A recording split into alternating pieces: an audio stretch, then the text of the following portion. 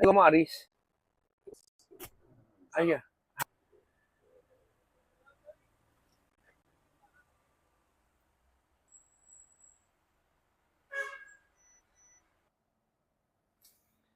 Hi guys! Welcome to Ate Custom Vlog. Today, pinifeature natin tong Sprinter Benz.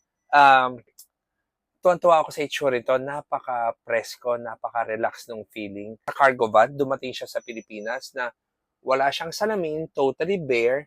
Pero ang ganda ng ginawa ni Cats dahil nagparating sila ng cargo van na meron ng aircon. Kasi dati pag nagko-customize kami ng Sprinter Benz, nahihirapan kami dito sa aircon kasi pinapagawa pa sa aftermarket aircon, which is right now, original na aircon na. So may abang na sila. Alam nila may Atoy Customs na sa Pilipinas. So guys, bakit ba nagpapagawa sa amin ng mga Sprinter Benz owner na sa Pilipinas? Kasi ito yung comparison. Pag bumili ka sa abroad, it's about almost 15 million na naka-set up na. So yung setup na yun, hindi pa ikaw ang pumili. No choice ka pa, 110 pa yung mga saksakan. Tapos paparating mo pa ng Pilipinas, magbabayad ka pa ng taxes. Magkano inaabot? Whereas ngayon, pag bumili ka ng Sprinter Benz na Bear ngayon sa Casa, it's about 6.3 million. Dati, 6 million ito sarado eh. Kaso umakit sila ng plus 300,000, naging 6.3. But even though, pag nagpagawa ka ng 6.3 plus yung customization ng ating customs, sobrang matutuwa ka magpagawa dahil pag nalaman mo yung cost plus the unit, sobrang may isip mo bakit pa ako magpaparating ng imported whereas sa local, nadidictate mo na yung gusto mo. So, bakit ka ba magpapagawa sa ating custom? So, isa-isa na gusto kong i-share sa inyo kung bakit. Una-una, makita nyo ito yung puti ay napaka-aliwalas. Every time nagpapagawa kayo ng customized van, huwag kayong biglang parang nagugulat lang sa mga ilaw. Lagi namin sinasabi sa mga tao na pag gumagawa kayo, check your every detail. So, ano ba yung mga detail na ginawa namin sa Sprinter Benz ito right now? Unang-una, makita niyo yung flooring niya.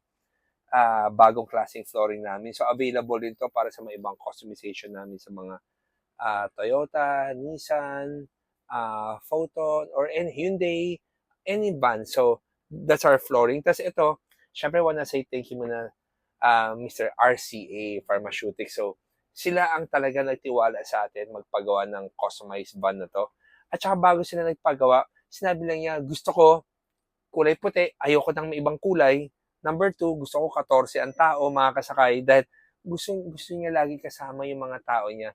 Yung pharmaceutical company nito, he believes, and yes, napakaganda nung mindset niya na parang hindi siya maging successful without yung mga tao niya. So, Mr. RCA, napakagaling mo. So, anyway, moving forward, kung titingnan nyo itong mga ginawa natin, from our leather ginamit sa upholstery, tapos yung fiberglass na ginamit namin na customized. So, kung pupunta ka sa iba-ibang bansa, ito yung masasabi ko, kahit anong bansa puntahan nyo, lagi ginagamit nila sa mga panel na ito ay kahoy. Itong ginawa ng Atoy Customs is all fiberglass. So, naisip nyo, gano'ng kahirap namin binubuo itong window framing na to. Pero, pag nabuo naman, napakalinis tingnan. Mukha siyang original OEM at saka hindi siya masakit sa mata, hindi bumabaho. Dahil ito ay ginawa talaga made for this vehicle. So, hindi siya universal. So, kada vehicle model na ginagawa namin, may kanya-kanyang pattern na mold. So, lagi kami merong accent na light. Tapos, option na lang kung gusto mo lagyan ng ilaw na to or gusto mo lagyan ito, gawin mo siyang tubog na kulay, and then we have our yung curtain na pag inangat mo ito. Sorry, ang ingat ko. Power pala to. So, ito pala siya. Pag pindot mo siya, yan, aangat siya. Diba? Yan. Tapos, yan. So, kung ibababa mo, pipindutin ka naman. Tapos, syempre, teka, meron pala akong isasama doon sa mamaya. Merong regalo sa akin ng may-ari na to. Kaya, nakakatawa. May message siya, hindi ko pa alam.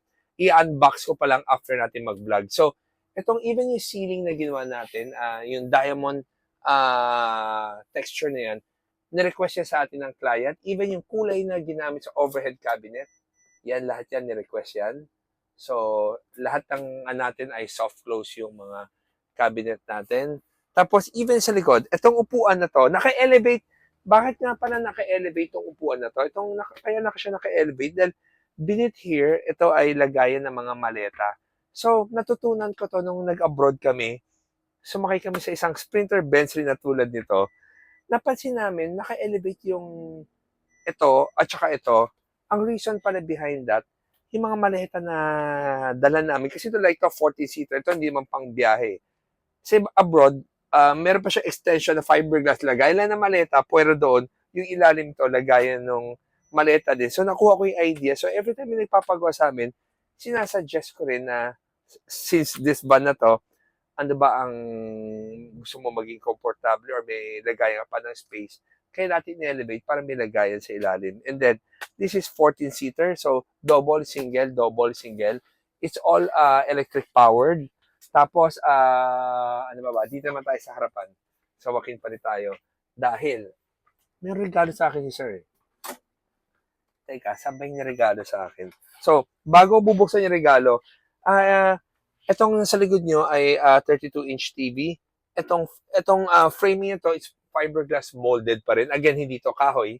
So, it's a fiberglass mold para malinis siya at saka saktong-sakto naka-soundbar din siya. Tapos ito yung ato'y design na center console na lagi namin nilalagay sa ibang customized van. Kasi pwede siyang full, pwedeng ito lang, pwedeng maraming option eh. Pero itong Sprinter na to, ito lang ang nilagay niya. Naglagay siya ng Nespresso. So, di ba? So, kung mahilig ka sa kape. Tapos, pwede dito, itong upuan natin, ito ang lagi natin tinatawag na luxurious chair. So, we have our local and imported. This one is voice command. This chair is fully voice command. Tapos, ipoprogram mo kung ano ang gusto mong comfort mode, sleep mode. Tapos, this one is a touchscreen also. Pwede mo rin siya gawing manual kung gusto mong ikaw ang nagpumipindot. Tapos, itong table niya ay napakaganda. Bihira kayo makakita na nagbebenta ng upuan na merong ganitong kagandang table na ito ay na-atras abante. Pag fina-fold mo, pag pinack up mo, yan. Tapos sinarado mo na ganyan. So, diba? So, same thing with this one. Pakita ko lang rin sa inyo.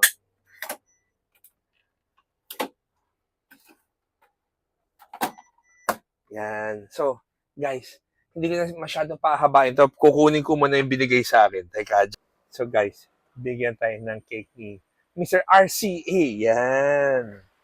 Okay, guys. So, bubuksan natin. Binigyan ako ng surprise cake ni Mr. Amicable. Siya si Mr. RCA. Siyempre, para makita niyo rin paano ko i-demo, gagamitin itong table natin. So, yan. Kung ano man ang nakasulat dyan, promise ko hindi ko pa nababasa. So, siyempre, pag cake, alam mo, itong Estrels, alam mo, para siyang dati parang, pag siya mong Estrels, parang very rare ka, or ang hirap umorder dahil ang sarap nila. Hanggang naman mahirap pa, pero ngayon mas accessible na sila. Pero hindi ko man pinopromote si Estrels ngayon, pero na-appreciate ko lang dahil masarap tong cake na to. So, yan. Nalagay nyo. Thank you, Ate Customs. Yan, di ba? Pero syempre, galing kay Sir, Mr. RCA. So guys, I hope na gusto niyo itong short video natin about Sprinter. Kung nais niyo magpagawa ng Sprinter man yan, coaster man yan, or any customized van, huwag kayong mahihang tumawag sa office namin at 3411-5858. So guys, every day is a blessing. Tanggalin yung negativity dahil araw-araw na gumising ka is a blessing.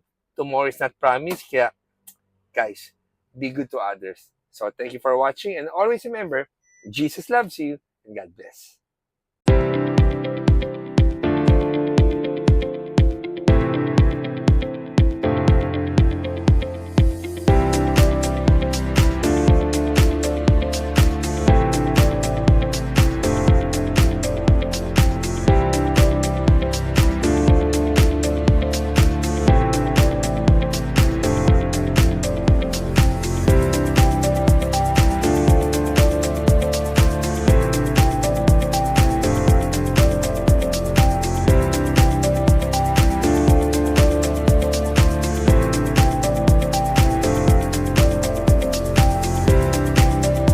Guys, maging komportable sa biyahe, gumamit ng Atoy headrest.